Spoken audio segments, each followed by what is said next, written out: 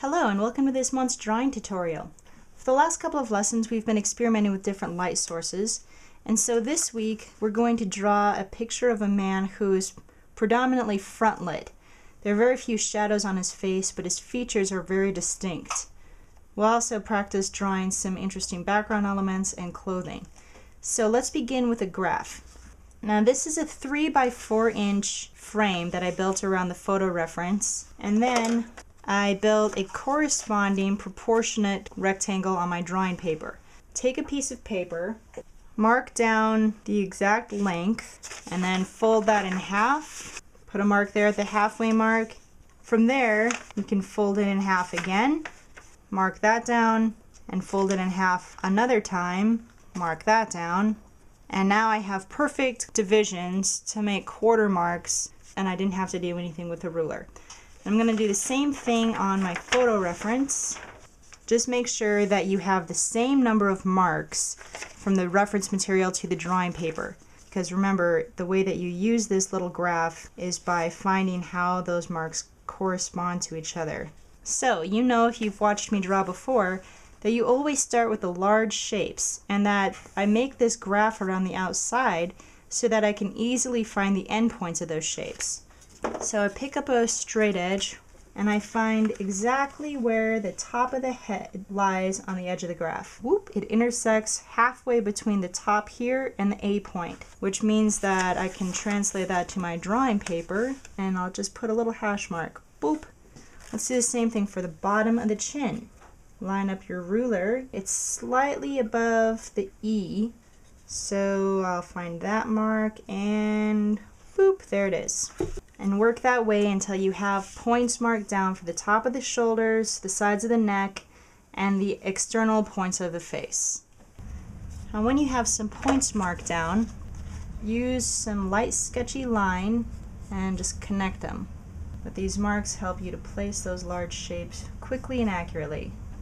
And then once these large shapes are in place, you can start to add some of the smaller pieces on top of them. So I'll find my ear and place that on. This is the hairline, the top of the hair, sketched out with some broken marks like this, and go on your way like this until those external marks are all placed.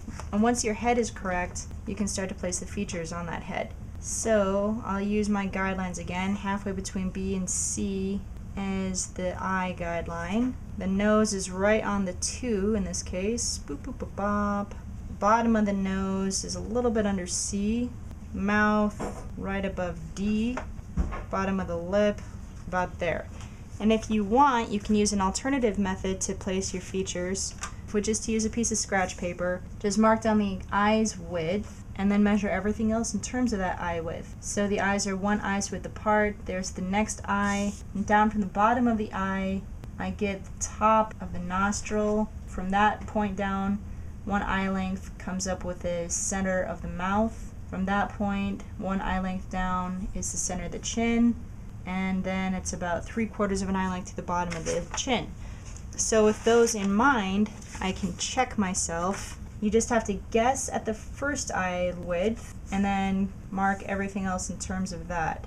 So once the guidelines for the features are sketched in place, then you draw the shape of the features within those little guidelines that you've made for yourself. And then from there, you just have to take some time and clean everything up. It's going to be a matter of erasing the guidelines with my kneaded eraser, then carefully redrawing those features with cleaner lines. Alright, I added some more detail in the background into a suit and tie, but most of all I did work in the face, and now I'm satisfied that I can push forward. So I'll start in the hair and add some quick directional strokes. I'm using it on the side and just making little jittery strokes like this to fill in the tone of the hair. Once I push it forward, I can blend it more and then add those little hairs that stick down on the forehead. But for now, I'm just going to add a quick tone like this. And I'll do some similar work in the eyebrows. Like the hair, the eyebrows really make an impact on the face. And you might find after putting in the eyebrows that you need to make some adjustments. Then there isn't that much tone on the face, but I'm going to add a little bit to the places where I see some. Go around the eyes and emphasizing some strong curvatures like under the nose, top of the lips, side of the mouth, places like that.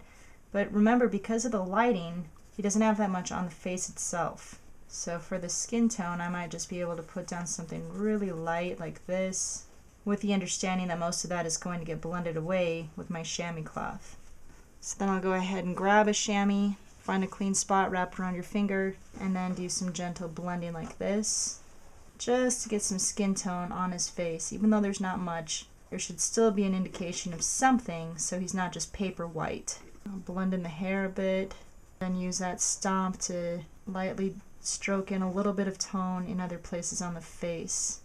Once you get some tone on the paper, go back with your pencil and just start to bring out some of those lines that need more emphasis again. Whenever you're drawing portraits, you need to skirt a fine line between outlining and losing all of your contrasts. You want there to be contrasts, but you don't want to give the impression that the face is a mask, and that can easily happen if you rely too much on line. Go back into the hair now and add a little bit more detail. Now for the second pass of blending, when you have your lines darkened up, move to a stomp or tortillon like this, and then use small circle strokes to blend those tones for the second pass. The circle strokes are going to keep the tone a lot darker, and you'll be able to work in smaller areas more directly. But you're also going to have a tendency to leave more lines, so that's why we do this with the fine-tuning stages, not the large areas. Work with the largest stomp that you can, so for the large areas, go with a number 4, or work even bigger. And then for the smaller areas, like the eyes, I can bump down to a 1. Okay, so let me do this work off camera now. Just blending my second pass of tone. Not doing anything else. I'll work in the hair and the face, and I'll come back and show you final steps on the portrait, and then how to finish up clothing in the background. All you need to do to start working the realism up is what I've done on this eye. I'll do on this eye to show you. I'm just using a stomp, and I'm lightly blending those lines. I'm not even wiping, I'm just dotting, and that is enough to get that smeary charcoal to blend together. I'll blend in the eyebrow a little bit and use my stomp to do some more deliberate blending in the hair like this to keep that a little bit darker. Blend in the same direction as the hair growth, and then when you get to the ear, do that same step as on the face and blend those really dominant lines out. I'll blend the corner of the lower lip here. See, so it's really easy. It's just kind of like redrawing the lines, only this time you use a stomp instead of a pencil. Let's go to the background next. Drawing dark against light, the fastest way to make a precise line is to tape it. So I'm going to do that with masking tape. I'll just tear a wide piece of masking tape, tape it down to my clothes once or twice first to get some of that extra stickiness off, and then tear it down to size like this and put it right on the page. And I'm also going to do that to make this line of his shoulder really distinct. Then, in those dark areas, worked from the top down, just make sure you add tone right up to the tape so that you get the benefit of having used the tape, and it's going to be a simple matter to just fill in that dark. Fill this in as well, and then on this side, where it's not that dark, I'll just sharpen my pencil on some sandpaper, and then I'll dip my clean flat brush in that charcoal and brush it right on like this. It's fast, smooth, and it's a really good way to put down large areas of light colors. And it's an easy way to blend your tones and make a nice gradation also. Blend these tones smooth while your tape is still in place, and then lift up the tape, and look, you have a razor sharp line. Looks fantastic. I'm going to do that same sort of work in the suit. Work right up to the line, fill in some tone. When the tone is filled in, I'll use a large stomp and blend it smooth. The best way to disguise your pencil strokes is by circling back and forth like this, and then go back, re-strengthen those lines of division. So that's all there is to it. I'm going to go off camera now and work up the suit and background, do a little bit more blending on the face, and come back to show you any final details. Alright, now I can start the finishing process. At this stage, I'm just going to do more of the same, but really focusing on getting the exact details and the darknesses correct. So I'm going to go back, re-darken the hair, and really concentrate this time on the individual hairs that stand out at the outside of the head. So I'm just going to take my time and fill it in with little strokes like this. I'm going to do similar work and darken up under these features. I'll darken up between the lips, make the lines in the eyes a little bit more deliberate, and possibly soften up some of the shading here and there. So I'll add a little bit more tone to the nose, and then I'll use a stomp and soften that out. And then the last thing that I'm going to do in this stage is add some detail in his tie.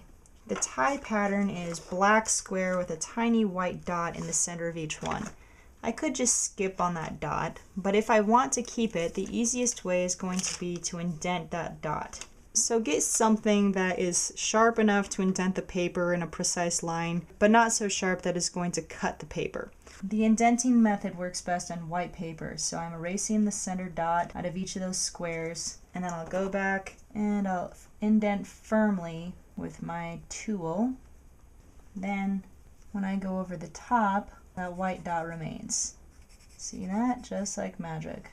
So I'll finish up this final stage off camera and come back to you with a finished piece. Alright, here's the portrait after pushing it forward. The last step is to remove this outer tape border, and then you just use your kneaded eraser to clean up the outside, keep those margins nice and tidy. And then I would let it rest for a couple of days just to be absolutely positively sure that it's done, and then spray it with a fixative. So that concludes this month's drawing tutorial. I hope that you've learned something about drawing a front-lit face with greater emphasis on the lines of the features than the shadow shapes. So I hope that you've learned a few things about putting in backgrounds as well, things that you can take back with you to your own studio, and as usual, I thank you so much for watching.